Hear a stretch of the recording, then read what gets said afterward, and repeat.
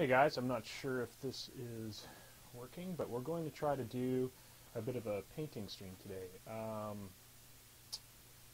We're going to just work on some basics, and this isn't our normal stuff on the stream. It's actually early morning, so my brain isn't even really working all that well.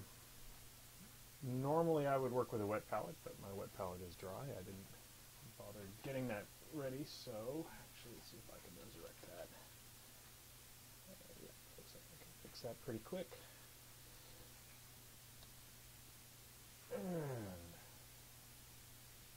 So let's give a start to this. Welcome to Miffed Gorax's painting vlog, I guess we'll call it. Over the last couple of weeks, Semi-Auto Magic has asked me to show you guys some of my painting and some of my painting techniques. So I thought we'd cover that today. And what I'll do is I'm going to start with something basic. We'll take about half an hour to cover the first step of what I do with the miniature. To get it tabletop ready, I wouldn't say I'm anywhere close to a great painter. I'm still learning. I've only been doing this for about, I guess we're coming on a year now. So I did have an arts background, so I do have some advantages there. And I also took a course from Meg Maples in Montreal about 6 months ago. Meg Maples used to be one of the painters for Privateer Press, who does the War Machine models that we likes, and she was one of the studio painters and teaches two-brush blending. Hopefully in the next couple of weeks, if I can do a couple of these, what we'll do is we'll get to two-brush blending. But there's some stages we want to get to before, things we want to do before we get to two-brush blending, so I thought I'd cover that today. In one of these, what we'll do is we'll cover getting a model ready to paint.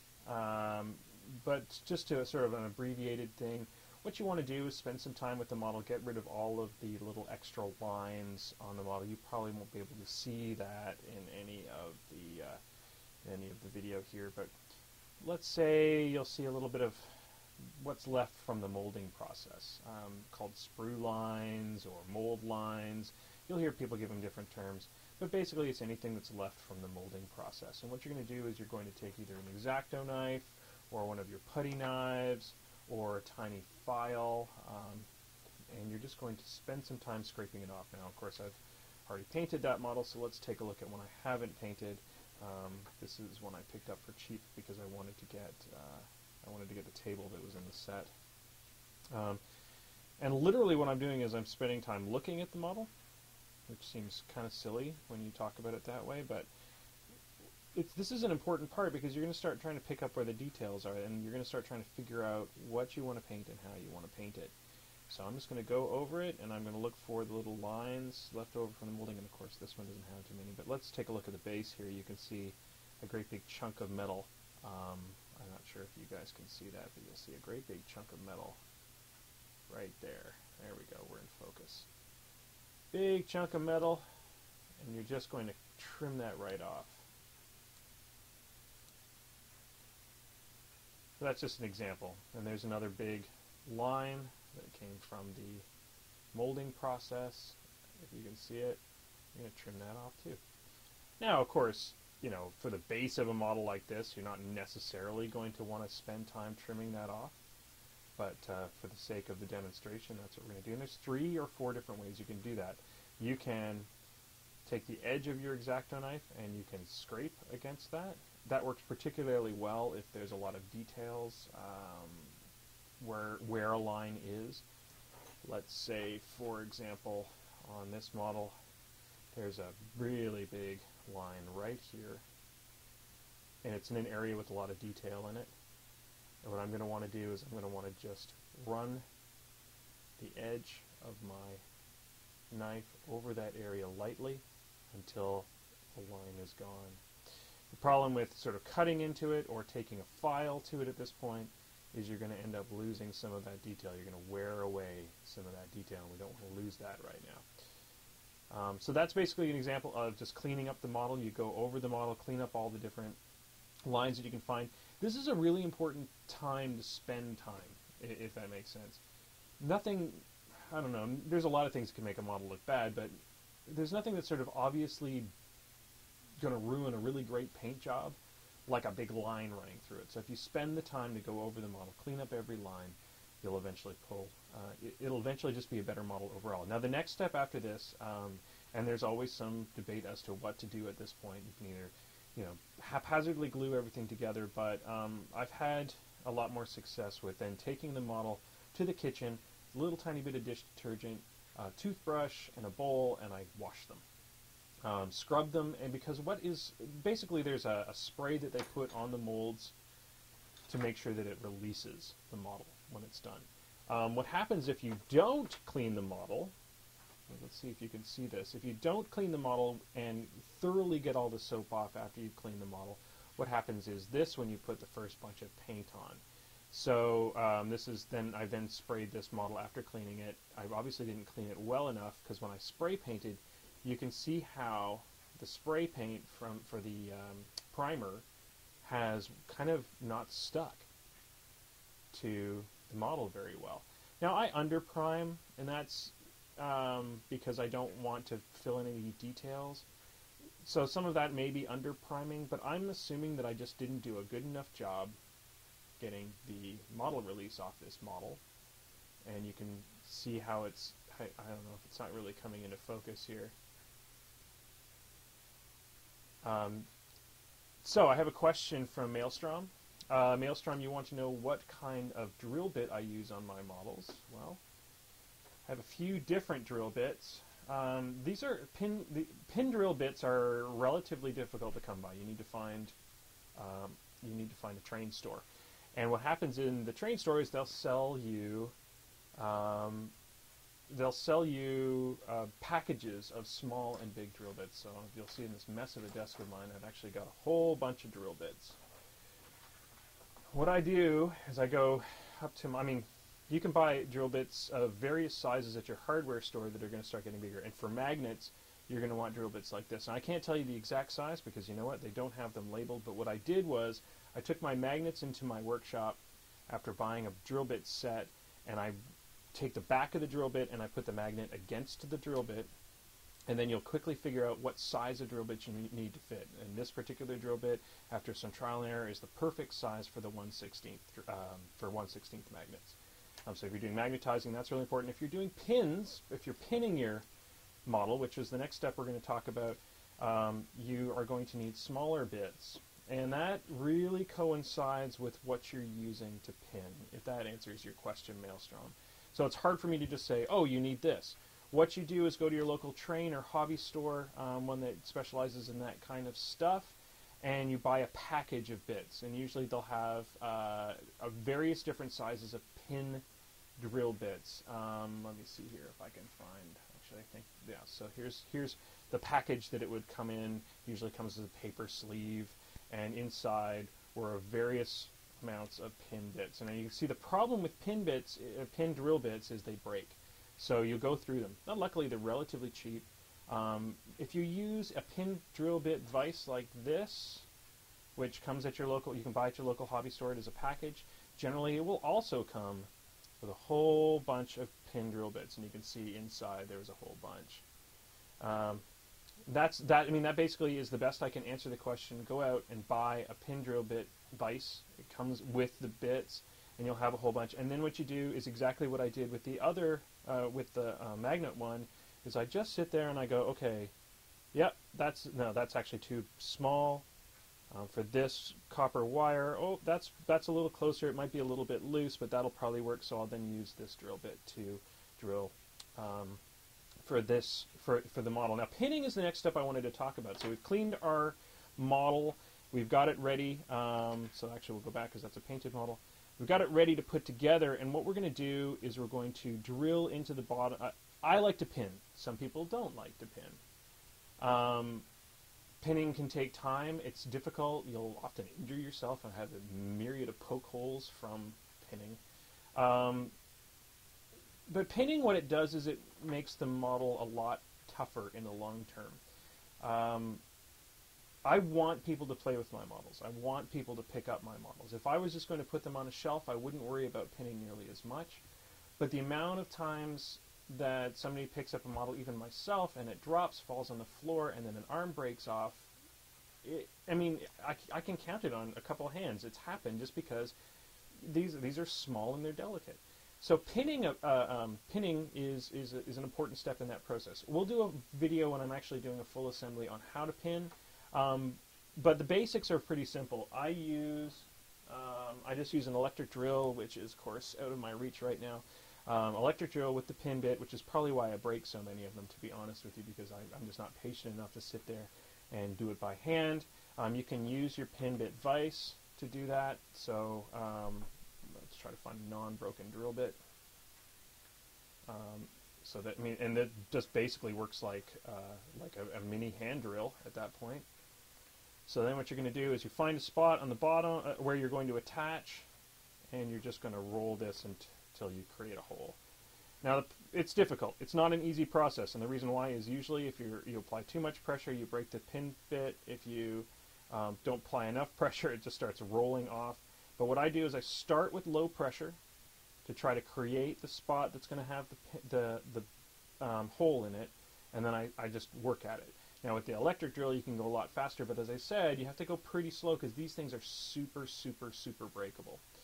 So yeah, you create your pin hole, and then what you're going to do is you take there's a myriad of different stuff. You can buy this stuff at your local hobby store. It comes with a pin bit set. I think this was put out by, with that pin bit set was put out by Army Gamer or something along those lines. But you can use coat hanger, works quite well, but it's a little thick. You can also just buy go to your hardware store and buy big spools of steel wire. That works really well. And for really small attachments, what I do is, because I'm a guitar player, or I was an aspiring guitar player at one point, whenever I change my guitar strings, I keep the guitar strings, and those work really well for really small joints, like say the arms on this model. So what you can't see in here is it's actually these two arms and the head were loose pieces. So I pinned both arms and pinned the head in sort of a T formation, and it's all pinned together. We'll do that in another video. We'll go through that whole pinning process, but that's just sort of a basic overview to answer Maelstrom's question.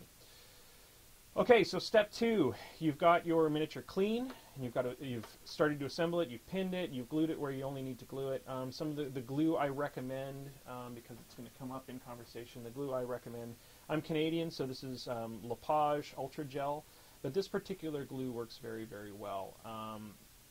The reason I like this glue is it works well on metal as well as plastics, and it doesn't run. A lot of plastic model kits, people recommend using the liquid glue. I don't recommend using the liquid glue just because, the really liquidy glue, I like the gel because you lose the control and it really doesn't work on metals. Getting a model together is just an act of patience. You know, dab a glue, use your pins, get them where they're supposed to be, and then hold them there. Plastic models go together a little bit easier than metal models, which is why I pin pretty much all of my metal models.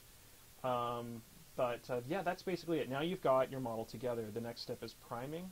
We will again do a whole video on priming later on. But priming, and this comes from my workshop, the workshop I did with Meg Maples. Priming is a bit of an art in itself. Over priming is a thing. I'm just going to move this camera a little bit so that we get a little more of the table.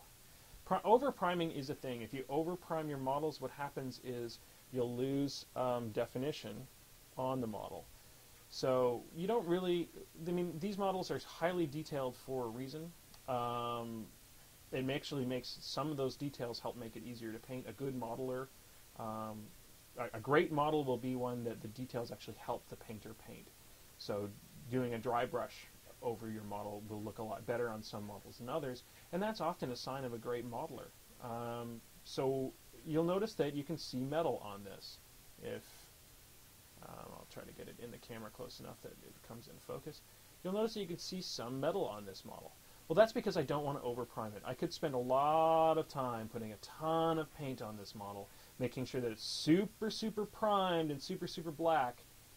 But then what I'm going to do is, after that certain point, I'm going to start losing details, particularly like here in the coat where there's buttons. I'm going to start losing those because the paint will start filling up those buttons because I'm so worried about getting primer all over.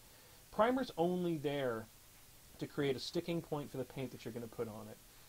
If you're maybe doing a model that you know you want to have a black base, like a black base coat underneath it, then you might go a little bit farther with the primer, but I tend to try to keep the priming as minimal as possible because you don't want to lose the details. So I'm not going to harp on that too much longer. The second thing I do is after I've done a priming, which I put it on a cork like this before I put it on the base. Usually I'll do most of the painting without putting it on base, but I was trying to get these table ready quicker. And I'll just hold it out at a distance, hold it out from my arm, hold it out about arm's reach. I can use it with this camera. Hold it about arm's reach and light coats in kind of a motion like this with the primer. And we'll do more on priming in another episode. Finally, what I do once the black primer is dry is I do what's called a zenith lighting primer, or I call it a zenith. I'm sure it's got a different name. I never remember names. And then so what I'm doing is I take a can of white primer and I just do some shots from overhead of that white primer. It helps bring out the detail, which makes it easier to paint, which I really like. And the other thing I really like about doing a zenith coat on these things is it, just trying to get the light right in here. Sorry, first day doing my own stream without sending me around to fix everything for me. The other thing I really like about a zenith primer is that it tells me if I'm doing some lighting effects, it tells me where that light's coming from. So in this case, with this model, I've kind of shot the white primer this way so that I could figure out where the light was going to be as I'm painting. Also, if I end up putting a light coat on an area, often it'll do some of the highlighting for me, which is really nice for just getting tabletop ready. Okay, so that's sort of the basics of assembling your model. Now you've got it primed. If you are doing a fancy base, then you may want to leave it off the base, leave it on a cork to paint. If you're doing just a standard sand base, once again, this is up for debate. So here's a base with sand on it. And I put the sand on before I prime because I find that a painted sand base looks more realistic than a real sand base. It's hard to explain until you've seen it. But so I'll do put my model on the base, then do the sanding so that the sand gets up and around the feet. It's not going to ruin my paint job because I'm going to paint after. Trim away any extra sand that got over the feet, and then I do the priming, and then it's ready to paint. So that's basically it. Now, unfortunately, because we're black models, purple background, a little bit of white, things are a tad blown out. Let's see if I can fix that a little bit. We'll try to get the board in a little bit better. That's pretty good. Okay, so we're going to start with doing a base coat, and that's what really today's podcast is all about, is how to do a proper base coat. Let me move aside some models here, and we're going to base coat our good friend, the Pistol Wraith, because we need to get him ready for King Kong this weekend, and I have a rule about playing painted. So if you're, so we just need to find our brushes. So, lots of options for brushes out there. First things first, you want to choose good quality brushes to paint with. Here's 3 different levels of quality that I keep on my table. Let's find, there's an Army Painter one that's nice for doing some stuff. And these are all a variety of prices. So here we have a cheapo one that I use for dry brushing, and you can probably see what's happened to the brush tip already from dry brushing. Looks like crap. Don't use your expensive brushes to dry brush, because this is what will happen, and you will be sad. You will be a sad panda because your expensive $30 brush that you bought looks like crap. That brush is probably going to cost you about, $5, so it's not a big deal to ruin it. Here's another brush that's taken a beating. I use this one for gluing. Don't use your fancy brush for gluing. I'm trying to get this into the camera. I'm sorry, I'm just not used to this yet. Okay. So you can start moving up levels in brushes. For base coating, I generally, because I just want coverage, I'm not going to use my fanciest brush for base coating, but I definitely want something that's going to do a decent job coating. This here is about a $5 red sable brush. Maybe $10 red sable brush. That's going to do a great job base coating. Why red sable? Why sable at all? You may have read there's a controversy about sable. Because sable is on the endangered species list. Sorry, I need some coffee. It's so early in the morning. Because some sable is on the endangered species list, it's banned for sale in the United States. Particularly one type of sable, which is Kolinsky sable, which makes the best brushes. We've done some research, because in Canada you can still buy these, particularly if you're buying them in Quebec, because the French stores use French distributors. The French distributors are not tied down to whatever's happening in the States. Here's what happened. So there's a couple of brush companies in India that make quote-unquote Kolinsky sable brushes. They actually make it from an endangered species, not the Kolinsky sable that's coming from Russia. Now, Kolinsky sable is on the endangered species list, but so is almost every creature on Earth except for like dogs and humans right now. They're actually on the endangered species list, but they're categorized as not in any danger. So that's a funny thing, because I am an activist to a certain degree when it comes to fish in particular, and I'm not going to go into major details on that. But it's a conundrum. Do you buy brushes made out of fur or not? Well, the reality is they make the best brushes. So, and as long as you do your research and you're buying proper Kolinsky sable, they are not on the endangered species list. If you're in the States right now, I'm sorry, you just can't get it unless you go to Canada and buy some. And you might even have them confiscated on your way back across the border. That whole debate is still up for debate, and they're hoping that that gets changed in the next year or so, because what it was basically was somebody who didn't do enough research pushing through a bill in the American government that nobody really understood. Nobody did the proper research to understand what Kolinsky sable is. Red sable, on the other hand, is not on the endangered species list. You can still get red sable brushes. So feel free to use red sable and completely, unless you're worried about killing animals for their fur, red sable is perfectly fine. Red sable is not as good as Kolinsky sable. That's why it's cheaper. I use red sable brushes to do base coating. I then move up for doing detail work to a Kolinsky sable Series 7, size 2. You'd think that this is a huge brush. Everybody goes out and buys the same brush when they first go out and learn how to paint.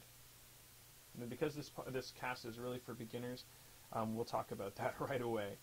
So here's a 3.0 Leon Hardy Capel Series Fine Detail brush. This is one of the two brushes we usually go out and buy the very first time we go out and buy a brush for painting miniatures. We buy the smallest brush possible. I mean, we find one at a store that's got like 2 hairs in the brush because we want, like, well, I'll finally be able to paint eyes with that. But I want you to take a look at the difference on the tip between these two brushes. So first off, they both reach a fine tip. The 2, when I wet it, and yes, I'm a brush licker, the size 2, it's got a little bit of paint in it. It just needs to be cleaned. I did not clean my brushes last night, which is horrible. Painting while drinking means that you forget stuff. So the 2, once you've sort of created a point on it, can come to a razor fine point, which is exactly what you want for detail. So if you're going out and buying brushes, folks,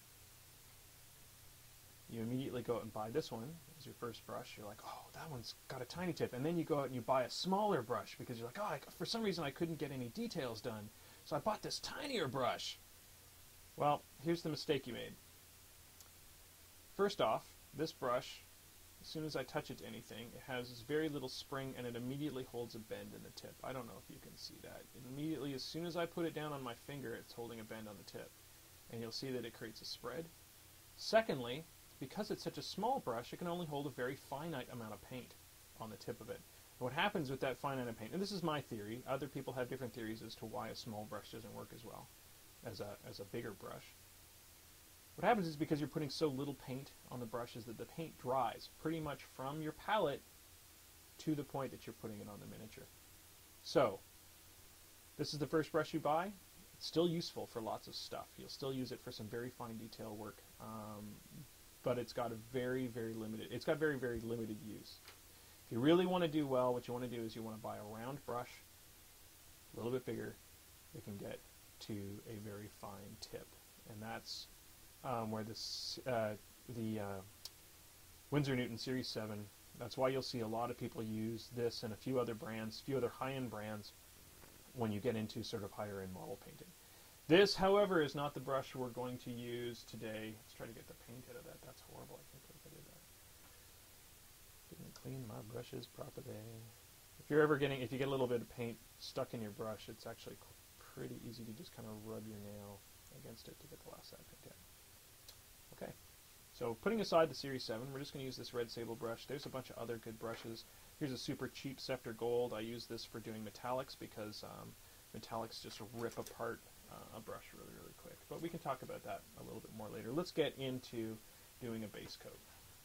So I don't know, you can't see my wet palette here, but I'll pull that into screen so you can see what I've done. So I've just taken a Tupperware lid. Move all these guys out of the way since that's where it is. All I've done is taken a Tupperware lid and a foam dish towel. Cut the foam dish towel in half. And then I use relatively cheap wet palette paper. A lot of the people who are better than I am will use parchment paper. My problem is where I am in Canada in the winter right now is super dry. I could put a humidifier in my painting studio and that would help add some moisture to the air. But what happens is, with it being so super dry here right now, my paint dries almost instantly. I find that the wet palette paper, you can buy it at your art store. I can't remember the brand right now, but go to the wet palette section. There's a big section. It's usually in the painting area. The wet palette paper is really great for holding my paint and keeping it at a proper moisture level without having to add water all the time to keep it from drying out. Now, if you move to parchment paper, which is great for doing washes, and I do have some parchment paper around that I put on this wet palette when I'm doing washes. When you move to that, the problem is it adds too much moisture and you're keeping a wash consistency. And I don't want a wash consistency. I want to keep my paint at about the consistency for just doing general painting, which is just sort of above milk consistency. Okay, so we've gotten our model together. We've got our wet palette out. We've chosen our brush. The next step I really want to talk about quickly because I really do want to get to painting, and I'm sorry it's taking me so long. I'm a wordy bastard. But the next step to choose your colors. Choosing colors is a big deal. And I'm going to show you. We're going to pull out a color wheel to choose our colors. So a color wheel, you can buy this at your local art store. Looks like this, so you can see it there. That's our color wheel. Get the glint off of it. A color wheel is an artist tool. This is a brand new one. I've actually never taken it out of the package. I think I bought 3 or 4 at one point. And I don't know where my other one is, so we'll just pull this one out. Okay, so a color wheel's job is to help you choose colors that complement each other. And on the color wheel, it actually tells you very, very plainly in simple words what colors are going to complement each other. So the first thing I do with any army is I choose the paint I really want to use. The paint I really, really, really, really want to use on this army, because I'm going for a mad scientist theme. It's my Cephalix army. Mad scientist theme, well, I definitely want white lab coats. Okay, that's number 1. The second color I chose, because of the white lab coats, was I chose a green, a bluey green. And what I did was I mixed some necrotite green and some arcane blue to create a bluey green color. So what I need to do now is on my color wheel, I'm going to find my bluey green. So there's my, well, that's kind of a bluey green, green cyan. You can see it here.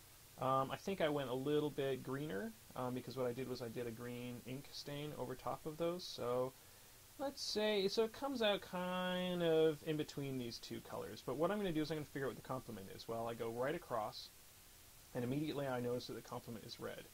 Well, green and red looks pretty Christmassy, but I notice that this particular, it has a magenta to it. And that magenta starts to appeal to me. And one of my favorite colors to use, as soon as I figure out that I can use red, I go, oh, well, come on. I know what my favorite color is to use on most miniatures. I use this shit on everything, as to quote Meg Maples. I will do a shout out for her. If you ever get a chance to take one of her courses, take it. One of my favorite colors is Sanguine Base. So I'll try to get that in camera. So Sanguine Base complements the green. White is going to go relatively well with anything because it's white. And finally, I always choose my metallic. So we know we've got Sanguine, white, bring it to white here. And finally, I will choose my metallic. Choosing your metallic is kind of an important step for choosing your palette. Once you've got your palette chosen, I know I don't want too bright, so I'm not going to go radiant platinum. You'll notice I use mainly P3 paints, but that's because I do two brush blending. Don't become a paint Nazi. There's lots of great paints out there. The paint I'm going to choose is Cold Steel. It's just a bit darker. So, if anybody has any questions as I do this, any comments, any feedback on the stream, feel free to say it live. We're here to learn together, and I'll get this bright light out of your faces, because that's actually a little annoying. All right. Apparently I can't get the bright light out of your faces. I'm trying to light the... I'm all backlit. Look at me. It's like I'm like in a Star Trek movie. New Star Trek, not the old Star Trek. Okay, so I always sort of set my base colors aside, and I start looking. So we're going to paint our Pistol Wraith. Pistol Wraith, because he just sort of needs to go with the theme, but doesn't need to totally blend with the theme, because I'm probably also going to use him in Crick's armies later on. The Pistol Wraith, what we're going to do is we're going to use some of the colors from the palette so that he sort of blends in with the rest of my cephalics. But we're probably going to start by painting his coat, Great Coat Gray, to kind of give him a ghostly look. Where we'll get those highlights in is later on down the line, is we'll get some necrotite green in around the edges to kind of give him a necrotite green blue to kind of give him a bit of an ethereal glow. And we'll make sure that there's a bit of blue in the shading of him so that it kind of blends all together. So the first thing we're going to do is we're going to go find our Bastion Gray. We're definitely going to need that as our Great Coat Gray. Now the nice thing about Great Coat Gray, if you can see the bottle, is it's hard to see the colors from where you are, but when you look at it, it does already have some blue in it, a bit of that bluey green. It may not have enough green in it, but you're still kind of within that same wheel of color. So, especially when it's unmixed, you can even see the dye in there. So the next step is to put some on the palette, enough to do your base coat. Oh, we're already at half an hour. Look at me. I meant to only do this for half an hour, and already I'm at half an hour. So I put a little on my wet palette. You can put this in a dry palette, like an egg carton style palette, if that works for you. But for this, for the amount of dry air that I'm in, it's really important to keep your paints wet because they just dry instantly. So I'll try to keep this palette down here so you guys can see it. That'll also be a good guide for me as to when I'm out of frame. Now, so you can see what I've done is I've washed my brush after I put the paint on the palette. So put the paint on the palette from the pot, wash the brush. Step 1. Step 2 is I always keep a paper towel handy. Kind of goes right beside. Sorry, there's so much junk here because this is also my workstation. So I put a paper towel right beside, and I'm going to dry off the excess water. That also is a good moment to sort of create a tip on the tip of the brush. And I'm going to take some. Just having a little bit of moisture on the brush will do just enough to keep the tip on the brush. This brush is starting to get a little old, so it's starting to fray a little, but hey, we'll just paint with it anyway. We're just doing a base coat. Now, base coating. You don't want your paint too thick, so if you're finding that it's pooling and you're not getting enough water in it, what I do is I'll do a little bit of a test brush. And this is actually pretty good. So rule number 1 for base coating, thin your paints. Because my wet palette is doing that thinning for me and the washing of my brush is doing that thinning for me, I'm not thinning it as much as I would in, say, the summer when it's a little more humid here. But all I'm doing, if you watch, it's not bright enough. Sorry, I have to move this bright light into the face again, guys. Maybe if I move it over there. There we go. That'll work. All I'm doing is simply running the brush over the model. Whenever I feel like the paint is pulling, you'll understand what I mean when you're doing this. Whenever I feel like the paint is pulling at all against the brush. So what's happening is that the paint is starting to dry. If the paint is the proper level of wet, it should just go directly on to the model. If it's too wet, it'll start streaking, or you'll be able to see your metal or your base coat underneath almost immediately.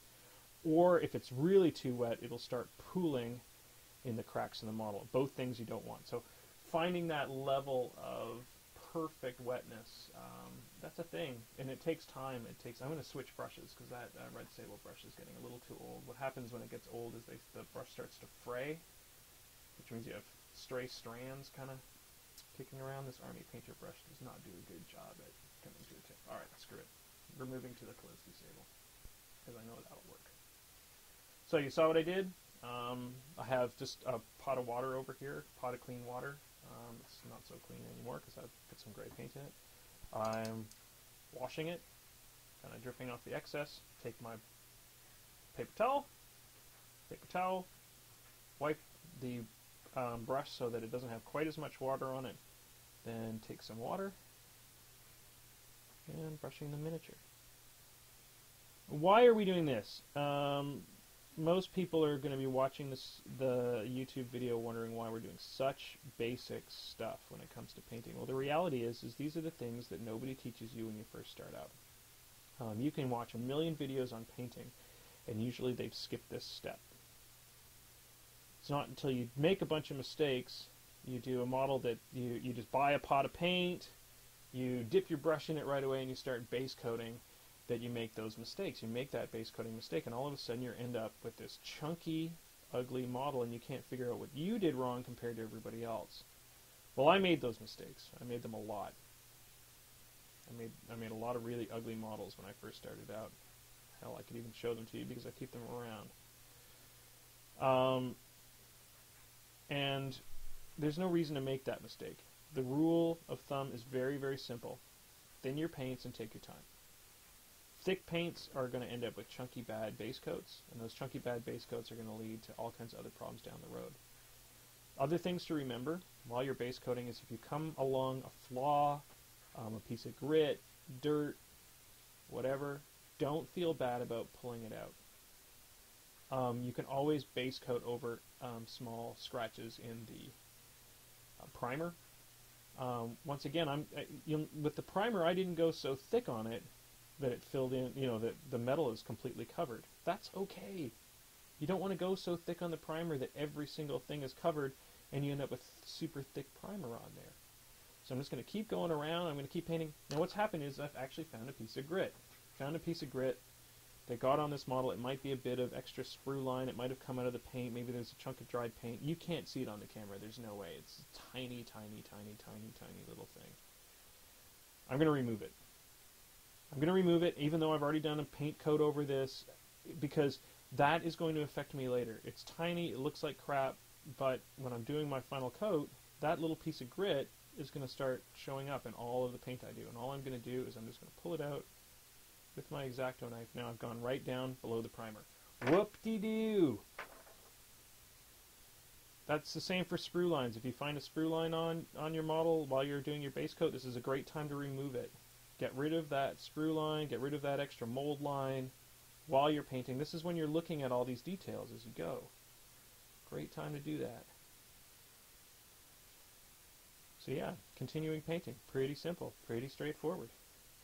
I'm just going to go around and I'm going to make sure I have good coverage. Now, you can't see this. It's hard to understand. But what's happening is my paint is drying on my brush because I haven't wet it in a while, and it's starting to pull.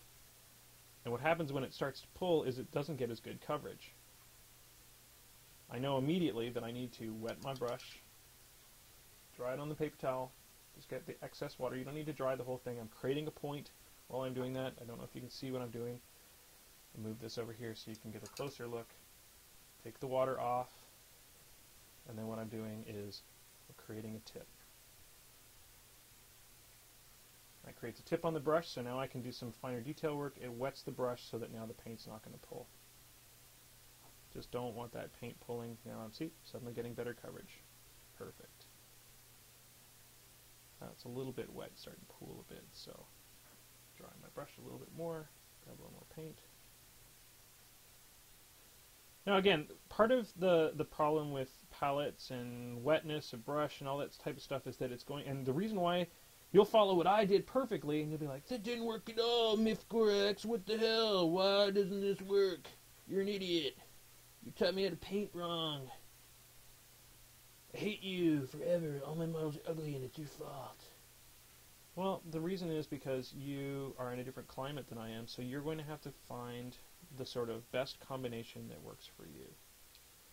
Some people won't be able to use the wet palette that I use because you're in a drier climate, or you're in a wetter climate, so you're in a more humid climate, which is like half the world right now. I don't use this in the summertime because it's super, super wet down here in my studio. Yes, they call it a studio. Yeah, and that's basically it.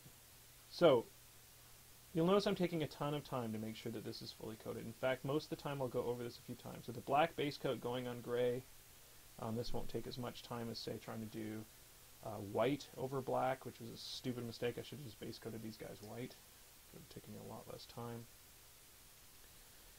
And what I'm always doing is I'm going from the smallest area out. So, in this case, on this model, I'm going from things like his belt buckle out. And yes, this is minutia, but this minutia is important. Because if I go from the big area in, what I'm going to end up doing is I'm going to end up over painting, which isn't a big deal because you can go back and repair it if you make a mistake, if you overpaint, but it's just about brush control. The less you have to paint, the better. We'll talk about brush control a lot later on in different episodes.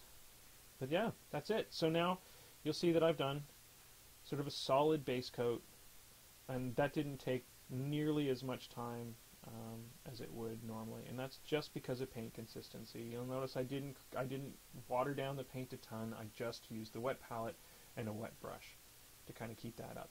And the trick is, once again, is your area is going to have a different humidity, so you're going to have to kind of alter how you paint depending on the humidity.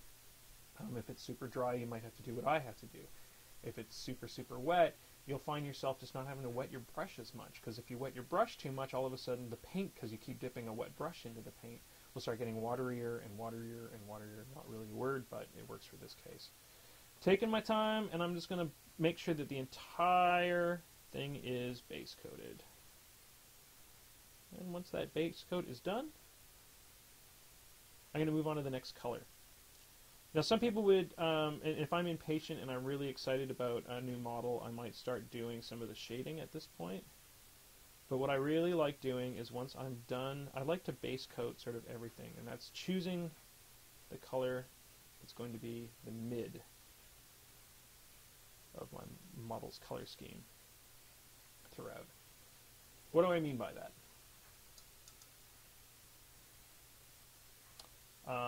What do I mean by choosing a color that's in the mid? So here's the standard, and Maelstrom has a question for me, which is awesome. I will answer your question in just a second. But let's just go over a basic painting technique because I totally forgot to I glossed over it. I'm going to choose 3 colors for every color on my miniature. And the reason why I'm going to choose those 3 colors is in later episodes what we'll do is we'll talk about doing some shading work, shading and highlighting. Shading and highlighting is what differentiates a great model from a just tabletop quality model. Everybody can do a base coat, slap it down on the table, and they're done, and it'll look the way that they want. The next step up for us is to do a we're going to grab that one, is to do highlights and shades. And that's going to make all the difference in the world. So I'm going to pull out what I would probably use as my highlights and my shades on this one. I think I already pulled out. We've got Great Coat Gray, we've got Bastion Gray, and we've got... Okay. So picture this is pretty simple. This Bastion Gray is probably a little too dark. But this is really simple. So for this Great Coat, for example, what I'm doing is I've chosen... The coat on this guy, it's pretty simple. I've chosen Great Coat Gray as my center color. Then so say I know I want it to be that color, what I'm going to do is I'm going to choose a shade. In this case, I want to put more blue into that gray coat, so I've chosen Coal Black, which has a ton of blue in it. It sounds weird, but when you see the paint, you'll understand what I'm talking about. And I've chosen Bastion Gray as my highlight. What I'll do to even increase those highlights and darks is I'll add some black to the Coal Black when I'm on my palette when I get to that point, when I get to the second set of shading, and I'll choose and put a little bit of a lighter color like a jackbone or a white into the Bastion Gray to even lighten the highlights up a bit more. In this case, we know we also want it to be a bit ethereal, so I'll probably add some necrotite green to really give it a ghostly quality. We'll talk about that a ton more in later episodes, shading and highlighting, because we're going to go into great detail with every one of these. So there's my Menoth White highlight, which is probably what I'd use to add a little bit of white to this. But what you want to do at this stage is you want to choose the middle color. The middle color, because you're going to put the shades on after the middle, so your base coat is always the middle. So you don't want it too dark and you don't want it too light, because if it's too light, you're going to spend all your time shading, and if it's too dark, you're going to spend all your time highlighting, and if it's too dark, you're going to spend all your time shading. So I've chosen the middle great coat gray as the mid-tone, and that's what I do as my base coat. Same will go for everything else. For the leather on this guy's belt, I'm going to choose the mid-tone out of the three. I don't want to go too dark. I don't want to say start with Battlefield Brown or an Umbral Umber, because that gives me nowhere to go for the darks. What I want for my base coat is I want to start somewhere in the middle. Maybe a Gun Corps Brown or a Bootstrap Leather. And then I can go, that gives you that middle point where you can go up and down. Okay, so Maelstrom. Maelstrom asks, say I was painting Legion of Everblight stock colors, what color wash or inks would you recommend? Okay, this is a tough one for me. First off, I haven't painted any Legion. So this is what I do. This is really, really simple. Do your research.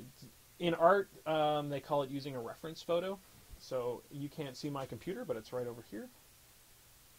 What I would immediately do is I would go online, and I would look at the Legion of Everblight.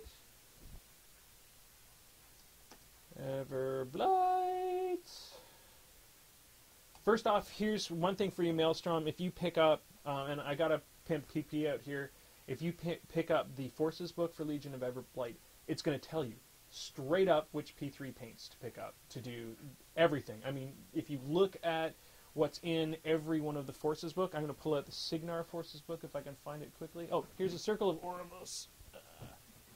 All right, so here's the Circle of Oribos book. I don't own a ton of these, but to answer your question, super, super simple.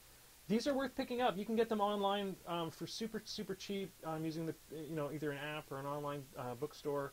I keep PDFs of these that I bought online at all times to use as reference photos. These, of course, I picked up early on when I was doing, when I was playing Circle more often. And inside, it will give you exactly what you need to base coat. So here it tells me how to make Tharn flesh, how to do female flesh, how to do beast flesh, how to do pattern cloth, how to do lacquered bronze, how to do stone. So that's going to give you the base things, and it will actually give you the formula. Now, I'm not going to just rip out of the book here and tell you, but I mean, it basically tells you which of the P3 paints to go and pick up to do those things. That's the easiest way to do it. Now, to do it yourself, to figure out what your stock colors are going to be, what I'm going to do is I would do a quick research for Legion of Everblight, and I would pull up, I just go to images in Google, find a great close-up picture that's not too small of one of the privateer press models so I can take a look at it. All right, so what we've got here, I will just pick up the camera. So what we've got here, if you look at my computer screen, I've got a color scheme that is basically the basic color scheme. Let's pull up this guy. There's the battle box. All right, so this is the PP battle box basic colors, and I'm going to take a look at what's in there. Then what I'm going to do is I'm going to look at my paint. I've got this giant stack of paint over here. I'm going to look back. Giant stack of paint. So what would I recommend from doing that? Now this is up to you, because you might want to adjust those colors a bit. I always do. I would say we've definitely got a bit of underbelly blue. I'd say that your base coats on those are probably an underbelly blue. They've probably done, because I know, I've looked at these colors a lot, I know that there's probably a bit of sanguine in there, in that blue, in and around the darker areas. You can see a bit of red. You can see a bit of red on the model. So there's probably a bit of sanguine in with the blue. But I'd say that your base is probably sanguine, or sorry, underbelly blue. Your shades have a bit of sanguine in them, probably sanguine base to try to add some dark to it. If you're asking about colors of washes or inks, I would recommend, well, for a wash, a couple things you can't go wrong with: Agrax Earthshade, Null Noel. I also pick up some of the PP washes. I honestly, for the skin tone, that blue, I don't think you could get away. Well, you could get away with a wash, but probably not making it look exactly the same. What I would do is I would make my own wash for that one. out of a bit of sanguine base, and for the highlights I would make my own wash using a combination of underbelly blue and white. And for the for the scales, for all those, once again I'll show you the screen so that you can sort of see. So for all of these sort of big, nasty scale-looking things up here on the screen, these they're chitin. I would look at starting with, it looks like a battlefield brown. Looks like is the base, because they're going very, very dark. And then if you wanted to, you could do battlefield brown really, really quick. If you wanted to do a quick wash on this one, we'll talk a bit about inking and dry brushing. It looks like what they simply did. If you wanted to do a sort of a simple abbreviated version, I'd probably go battlefield brown, maybe even a step up from battlefield brown, and then it looks like they did some dry brushing. Maybe some dry. You could get away with some dry brushing. They definitely didn't. They did two brush blending, but dry brushing with some black, and maybe some washes with Gorax Earth Shade. So I mean, if that kind of helps. So if you're using washes and inks, the difference between a wash and the difference between an ink, by the way, if you're wondering, I mean, they're basically the same thing. You can do a wash with it. Inks are a wash. But when I think of a wash, what I'm also doing is I'm creating my own washes by watering down paint a lot. So to create a wash, I like with this Gray Coat Gray, is I would add a lot more water to it until it has a thin, watery consistency, and then that's a wash. You can originally, before all these inks came out, or before inks became popular, when we were kids doing these models, and we were just using tester paint because that's the way it was back in the day. You could make your own. We would make our own washes out of black paint with a lot of water. Okay, Cenobite says, I used a white base and washed with a medium blue ink. Perfect, yeah, that works pretty well. Also, I used Secret Weapon Concrete, which is a medium gray wash. Worked well for weathering on the Rocklight scales for Legion. Yeah, so so doing the medium blue ink would very, very closely replicate what I was talking about with the underbelly blue. I would go with the underbelly blue, just because we're gonna try to push everybody eventually to go to being able to do a bit of two-brush blending. That's where we're going with this whole cast, because until you've seen it, it's really difficult to understand just by watching online videos and having people describe it until you've seen it, so we're going to go into great detail. Anyway, I have talked way too long. We're now at almost an hour for this recording, which is supposed to be half an hour. So that's the basics of how to do base coating. The next cast we do will go from base coating to starting to do your shades, because that's where we go. We go base coat, then shades. So first things first, guys, anybody who is watching this on YouTube, if you have any comments, feedback, ideas for easier ways to paint for the rest of the viewers, feel free to put them in the comments. Thank you to Maelstrom and Cenobite for participating today and giving some ideas on easier ways to paint your models.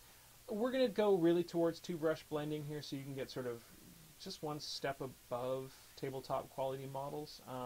But to do tabletop quality models, there's a lot of guys out there, the higher level painters, that are going to give you a hard time for using washes and inks. Well, the reality is we all use them. Even some of the best painters still. I still use them, especially when it's coming to when I have to do a whole army of guys. When there's like a unit of 9 drudges. I tell you what, dude, there is nothing better than doing a base coat, a wash, and putting it down on the table and having it ready and having it look okay. It look good. And yeah, I'm not going to win any competitions with it, but it's still going to look good. It's going to look a lot better than a metal model. Don't ever feel embarrassed by your painting. The only way you're going to learn is to paint. The only way you're going to learn more is to have people give you feedback on your painting, and just keep learning. So feel free to please comment in the comment section on the YouTube video down here. Semi-Automagic will have this up probably in the next couple of weeks. Hopefully we'll do 5 or 6 more steps on this video as time goes on. And that's it for your first lesson in painting with the Miffed Gorax. Miffed Gorax. Out.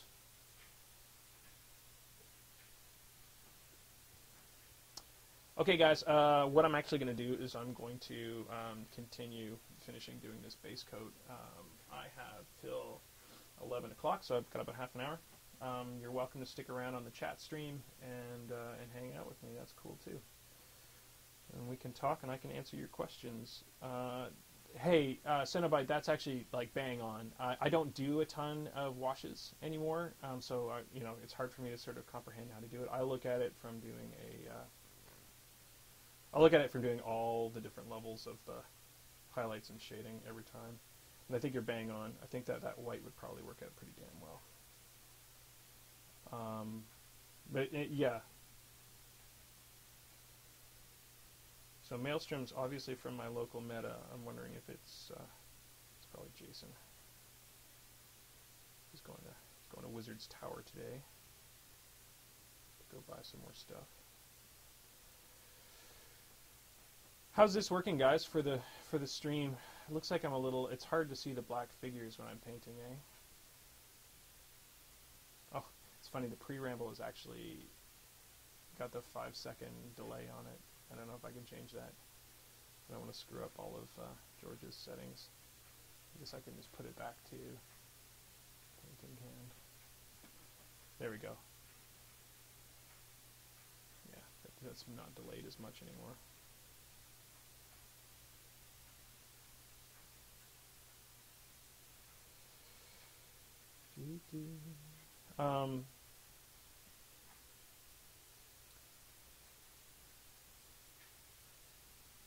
So the thing about, just to answer your question sort of further, Maelstrom, the thing about what Cenobite's saying is what's going to be really cool about that is it's going to be easy and it's going to pull out the details really, really quick.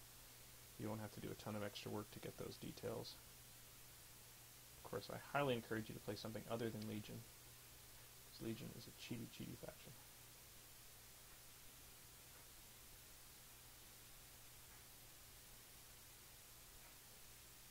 Okay, so volume is low on the audio. I can probably turn that up.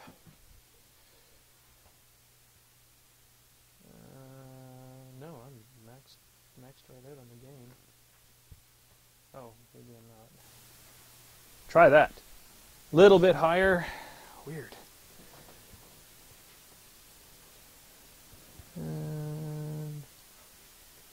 Maybe try that.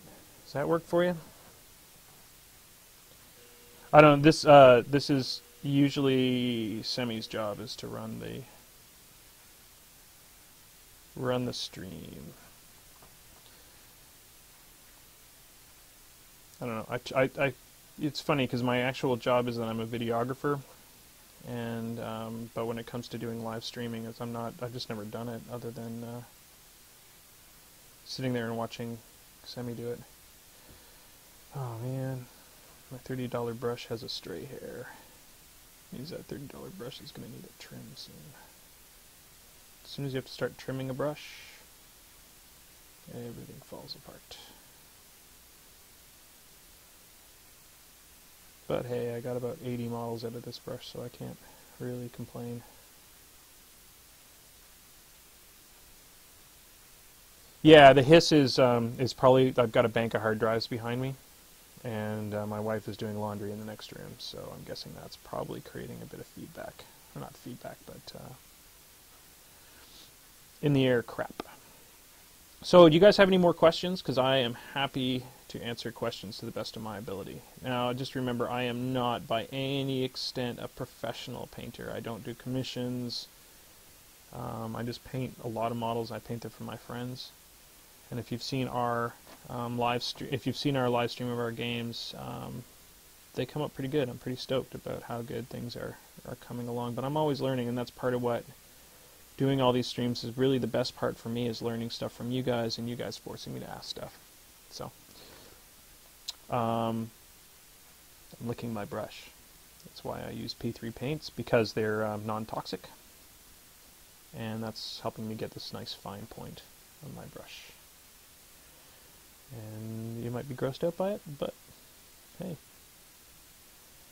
Every one of my models has a little bit of me in it, a little bit of my phlegm in it somewhere special. Hopefully Maelstrom didn't just leave and go straight to Wizard's Tower, spend his money. Maelstrom, if you are Jason, I can lend you the Legion of Everblight book. Have it. I think George has it too. If you're not Jason, then yeah, sorry, you'll have to go buy one, because I don't know you well enough to lend you my books. The other problem, Maelstrom, with the only other comment, of course, going into the inks and washes thing, if you're buying the sort of P3 books, the privateer press books, is they are very, very specific for doing paint blends. There'll be a bit of inking and washing involved in it, but a lot of that stuff will be details on how to. So I may have misguided you a tiny bit. They go into a lot of detail on the right paints to use and how to blend them. But they'll also tell you how to do washes and stuff too, and give you an idea of where the base coats are. But you can just do so much. You can just do so much with washes. I mean, really, some of the best models I've seen are just a paint and a wash. Cenobite, yes, says, yes, enjoying the streams. Are you doing these painting ones on a regular schedule? To be honest, I don't know. I don't think it'll be a regular schedule. I will try to get in. I usually get in about an hour of painting every Saturday in the morning. So yes, probably every Saturday morning. What I'll try to do for you guys, if you guys are interested in seeing it on a regular schedule, is I will try to schedule it. Right now, I'm just being really, I've got to get these painted for our Journeyman League. So I'm just going to keep painting, and Semi-Automagic really wants me to start building up a backlog for our YouTube channel of painting instructionals. So what I'll do is I'll probably just keep rolling on the how-to instructional stuff, and then we'll try to do a regular painting stream every Saturday morning as long as I'm in town. Unfortunately, I travel a lot, so that's not always an ability that I can do. Does that kind of work for you, Cenobite? Saturday mornings between 9 and 10:30?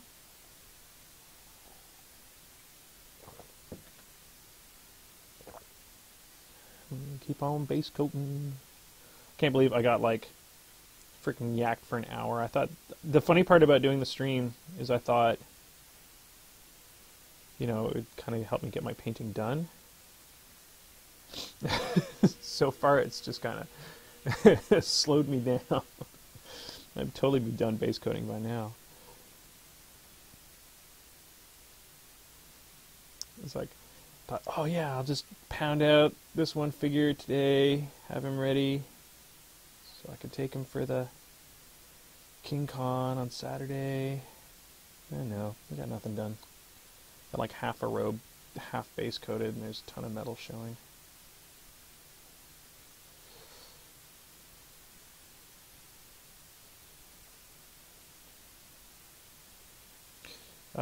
So what I'm also doing is, as I'm base coating, I'm just continually putting more layers around the edges.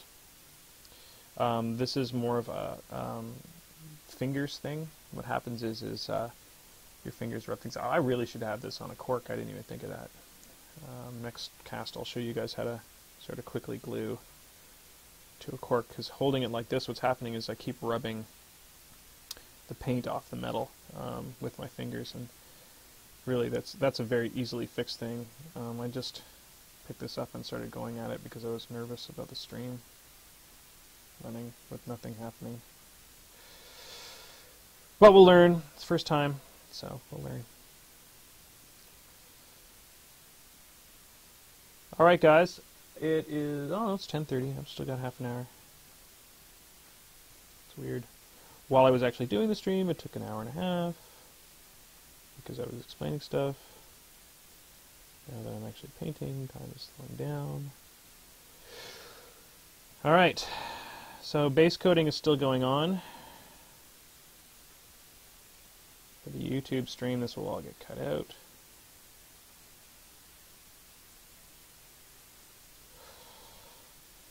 The important thing here, guys, is just coverage. My paint is starting to pull already. I really should have wet my brush on that last stroke, and I didn't. Coverage and thinning your paints. Coverage and thinning your paints. Take your time. Make sure everything's base coated. I mean, honestly, Maelstrom, I could, at this point, once I've got this base coat on, is I could just take, say, an armor wash, a gray armor wash. P3's got a great one. which is, it's a gray ink basically, and I could just armor wash this. What had happened is that that wash would just seep into those gray areas, and it would do an okay job. It wouldn't be where I want to take it. It would be tabletop quality for sure, but it's not. It'll be a good model, but heck, we want to take you guys and have you all showing up to your local gaming convention with a model that blows people away, right?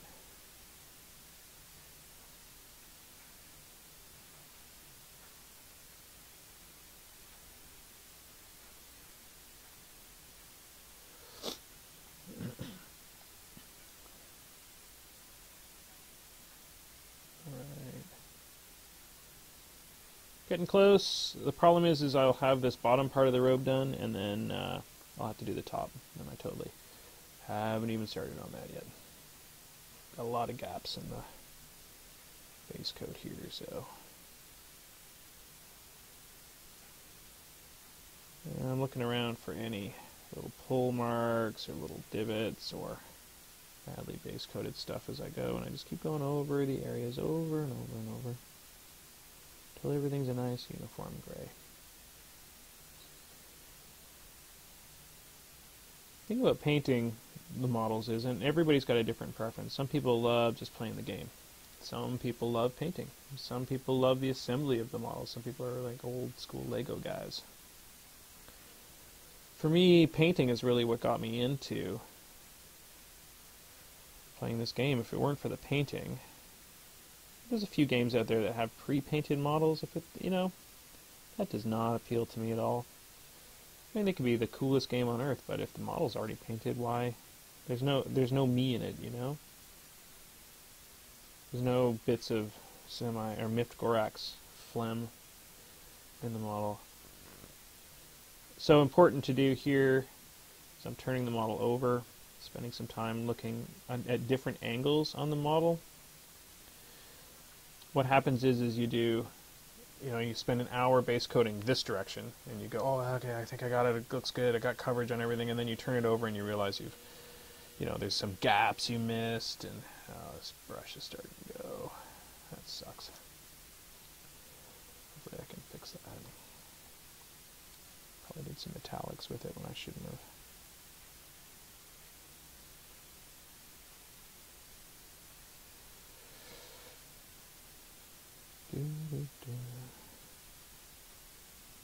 And you definitely want to get some paint into those bottom gaps, just so that they don't show up when somebody's looking at it at a different angle.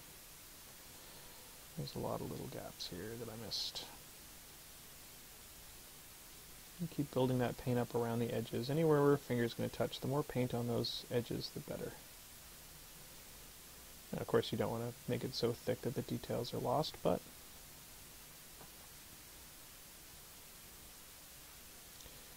that's basically it. Alright, looks like the sort of bottom part, the flowy coat, is pretty much base coated. I gotta spend some time back in here, but we're gonna do that with some blacks later, so I could probably not go too crazy on getting grays in there. Just kinda want to give it a bit of a base coat. This base coating stuff, I mean, it's not super hard on the brushes if you're doing it like this, but it's just more wear and tear. So if you're using an expensive brush for your rest of your painting, you probably don't want to use it on your base coats. I was just getting really annoyed with that other brush because it wasn't doing a good job. Alright, I'm pretty happy with that. We'll move on to a different area now.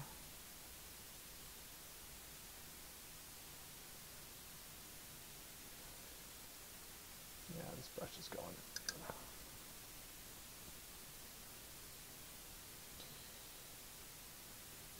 Creating content for the stream.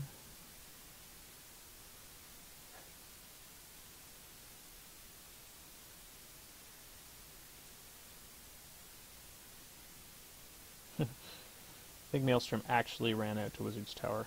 Okay, I'm going. Get that book. Hopefully they've got a copy for you.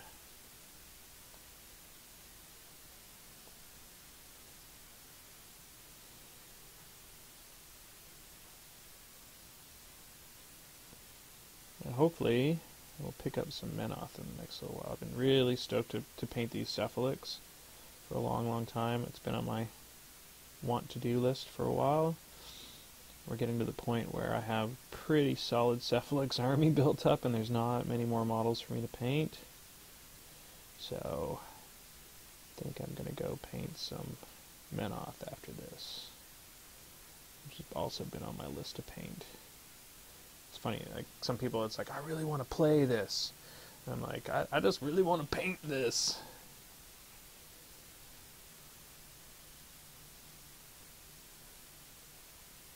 Okay, so we finally finished the skirting, and I'm just moving on to the jacket area.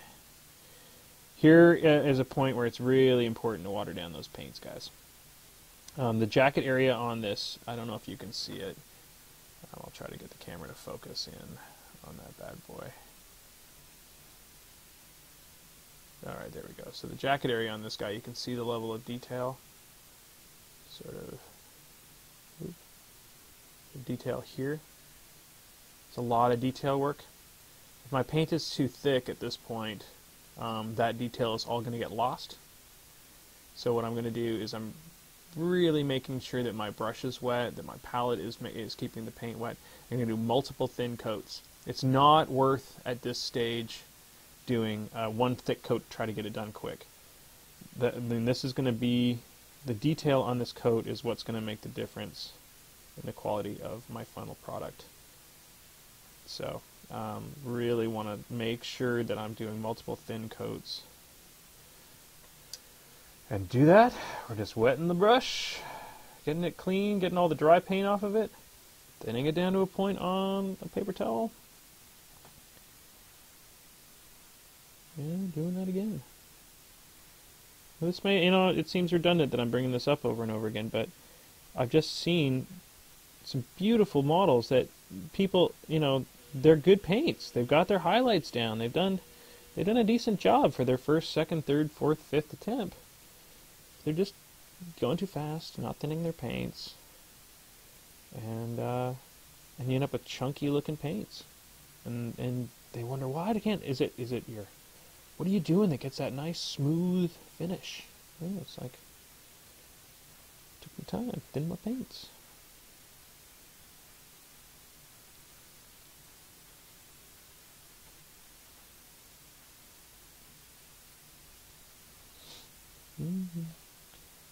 I'm only rambling on just to keep, just so that it's not just dead air of me painting, because that would be pretty boring. Pretty happy to just have a couple people watching. It's no Miffed, Gorax, and semi-auto magic, but I've got about 15 minutes left of painting to go. We might actually get this base coat done today. Base coat to great coat. Okay, so we've done one round. Going around the coat, that part of the coat that I'm painting now, which is below the gun belt. If you have seen a pistol wraith, it's got a really cool gun belt. So I've gone around once, and in about the time that I've gone around, what I painted before has dried, so I can go and do my second coat. And man, that's super important. Take your time to do your second coat. Again, thin coats. Do many, many thin coats. Take your time. That's going to make the difference in how the miniature looks when you're done.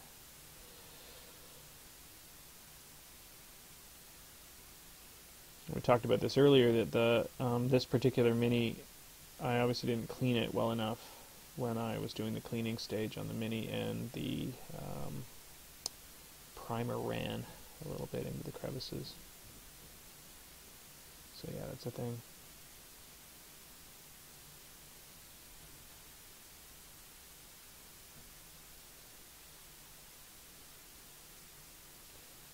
So I'll try to figure out what that hiss is that you were hearing.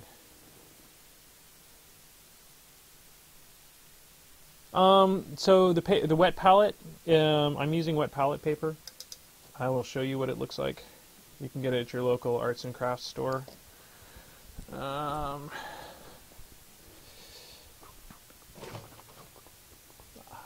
it is. Okay, so this is the stuff I use, and again, this is a bone of contention. So this is called Stay Wet Handy Palette Acrylic Paper. Okay, I got that at Michael's. It's a Canadian chain. I don't know if you're Canadian or not, but it's a Canadian chain. So this is specifically for acrylic paints. It lets just enough run through come up, and it works for me. Working with painters who are far better than I am, they will argue that this is the wrong stuff to use, and that's fine. As I said, for me, it has to do with the humidity here. You'll notice that I put that one dot of gray paint at the beginning of this podcast on this wet palette, and it hasn't dried out yet, and it hasn't gotten too wet. That's it. That's the reason why I use this stuff. If I use the cups, the egg cups, which are very, very common, people use them as palettes a lot. I don't have one around, unfortunately. If you use those gray cups, egg cups, I find the acrylic in this dry environment dries out almost instantly. It's completely useless. So I moved over to, I started with parchment paper, which is very common for doing washes. And the parchment paper was too wet. It was making great washes, but it wasn't just keeping my paint alive, which is all I really wanted, was for my paint to stay alive for longer than 10 minutes. I was going through a pot of paint, every couple of weeks because of the dryness of the environment. So that's why I moved to this. It's going to be really specific to you and your local environment. So yeah, I used, this is just the lid, a Tupperware lid box lid. You need sort of a spongy washcloth. So this is actually, you can buy this as a wet palette cloth, but you can also buy them cheaper from like the dollar store. It's hard to describe. They're like a spongy, cheap kind of a cloth thing. And then that wet palette paper. And I think that package of wet palette paper was like $5 for 30 sheets. I cut them in half, and I mean, that's going to last me 4 years. I go through one of these sheets a month. One of these, because I just use that little spot, and then I'll use a spot beside it, and then a spot beside it. And if I'm blending paints, this works really, really well, because I can put 2 spots and then blend them together. We'll go into greater detail. Yeah, I could say the name again. Yep, it's the, here we go, the Stay Wet Handy Palette Acrylic Paper. So this came with 30 sheets, and I just cut those sheets in half. It's from Masterson Art Products. They actually sell the whole wet palette kit. You can buy a kit that has all of this stuff in it. As I said, don't get mad at me though, because it may not work for you. It works really well for me. It's because it's so dry in here. But it may work. I mean, it may work great. If you're having the same problem I have, which is the parchment paper makes things too wet, and using just plastic or cups or whatever makes things too dry, then this is for sure a great solution. And you'll also, the big thing is keep your brush wet. That makes a huge difference, because every time you get the brush wet and you just get rid of that excess water on your paper, on your so this is paper towel, and I just use the paper towel to create a point. I showed that at the beginning, but we can show that again. So here's my water. All I do, clean my brush, make sure there's no paint in it. There's a ton of water in that brush right now. That's too much. If I put that in that paint right now, that paint's just going to turn into a wash, and I don't want that. So then I run that extra water off on the paper towel, and that creates a point on my brush, which is really great, because I want that point to be able to do the finer detail work. And then what's left of the water is also going back into the paint. So that is constantly hydrating the paint. There's water coming up from below it to keep the paint hydrated as well. If I put a lid on this, that paint, yeah, exactly. So in New Jersey, you're dealing with this. We're in Ottawa. We're 200, 300 miles away from you. So we're dealing with the same type of environment. winter is just brutal. Now in the summertime, the cool thing about this is in the summertime is this never dries out. You can have this with your paint on it pretty much all day, and it will never dry out. I put a lid on this. The next day I come back, the paints that I was using that afternoon are still good, which is awesome when you're. I mean, I'm kind of a paint miser. Other people will tell you it's just paint. It's like, yeah, but it's $3.50 a pot. And sometimes you can't find the color you want. Finally, have all the colors I want, and don't have to go to the store and go try to find stuff that I can't find. All right, so the last 10 minutes before I log out, just going to show you guys quickly sort of an important stage because, and I'll probably do an entire cast on this, is maintenance of materials. When I'm done painting for the day, so we've done our base coat, I'm going to start shutting things down because I have to go skiing in about 10 minutes. What I'm going to do is I'm going to go over all my equipment quickly and put it away to a certain degree. First things first, never leave a good brush sitting in water. So the last thing I want to do is just dunk my paintbrush into my water jar and leave it there. What happens is, let's see if I can find this one. What happens is the brush will start to fray. This isn't, this is one of my early brushes. Bought this a long time ago, and I use it now for doing just some inking with. The brush will start to fray and splay. It loses that nice point. You'll get hairs that start to become stray hairs. And yeah, you just ruin a brush. So what happens is the acrylic will still dry. It's water-based, but it'll still clump in the water. It won't matter if it's in the water or not. So what you want to do, let's move this palette out of the way. There's a couple different options here. This is a great little brush station. It has places to put your brush to leave them in. You can see it's got two sort of sides. One has dirty water, and it's got kind of a corrugated bottom to it. And then the other side has sort of a brush area. This is cool, but it's the last thing you want. This is more of an art brush thing where somebody's going to be using a bunch of different size brushes. But this is good for cleaning your brushes. Expensive brush, so you don't want to rub it too hard, but you sort of rub the brush along the bottom to get the last of the paint out. Not too hard because you don't want to destroy the brush. And then I just kind of give it a dip. And I'll do all my brushes and let that one soak for just a bit. I'll do all the brushes I used today. Do the exact same thing. And I think I used one more brush at one point. I used that red sable brush. It's starting to go. This is it here. No, that's a Scepter Gold. What did I do with that red sable brush? There it is. So there's two things that can happen if you leave your brushes sitting in the water. One is the paint will start to chip. This part can often rust if it's a cheap brush, and it'll start to fall apart.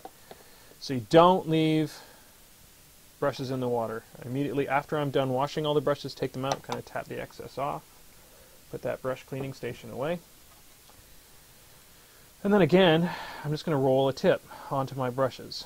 First off, this will get some of the paint off of the metal. You can see that this is kind of bent already. That's because it was left sitting. I forgot about it, left it sitting overnight in the water. So sitting it in the water will ruin the brush. And then I just leave it sitting on the paper. So I do the same thing, create the tip.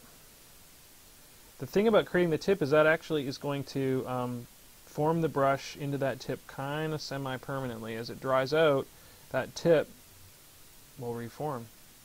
And that's awesome. You want to keep those tips because that tip is what's going to get you that fine detail work later on when we get to the fine detail work. As you can see, this brush is starting to go. I can't even get a tip on it anymore. I can do it with my mouth. I can make a tip, but I shouldn't have to go that far.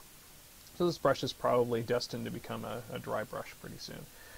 I'll leave those kind of sitting out to dry so that the tips form on the brush. If I want to try to resurrect a brush, I'll do that thing where I create the tip with my mouth.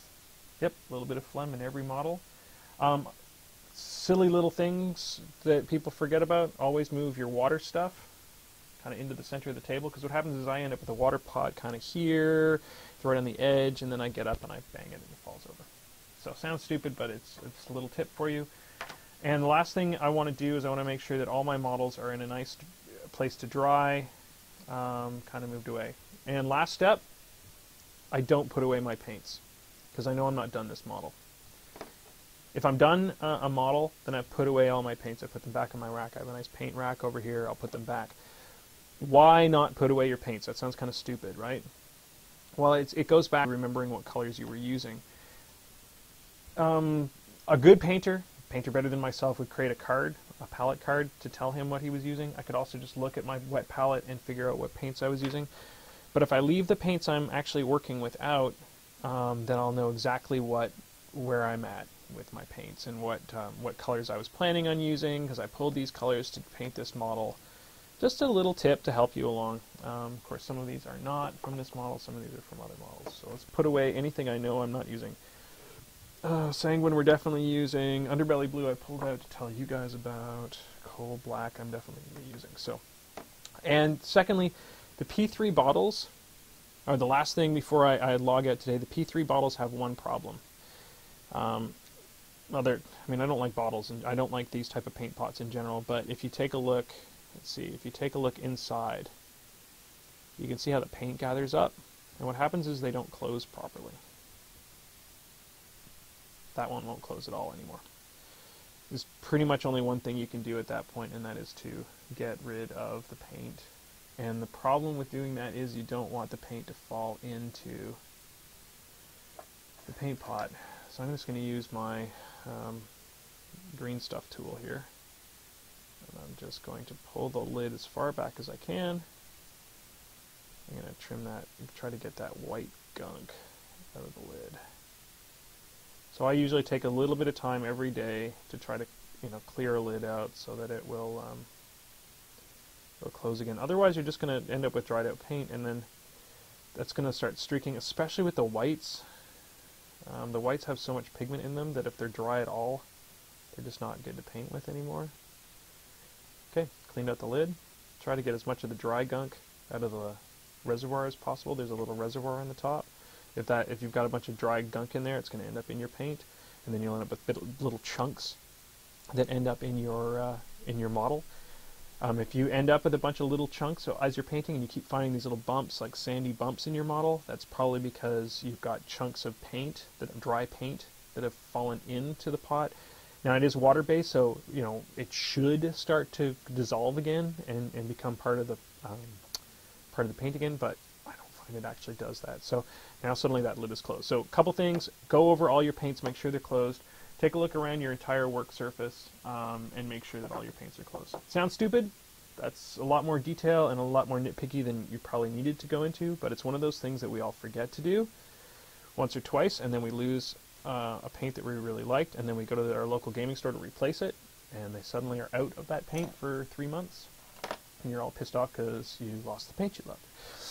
Anyways, guys, I'm going to sign off. That was a cool stream. Thanks for joining me, everybody who joined me, the Junkie, Maelstrom, Cinnabite, and there was another person that came and left. I'm sure it's because I was boring the crap out of them. That was awesome. We'll do a bunch more actual painting instructionals, which I'll try to keep under half an hour in the next few weeks. So that's Miffed Gorax signing off.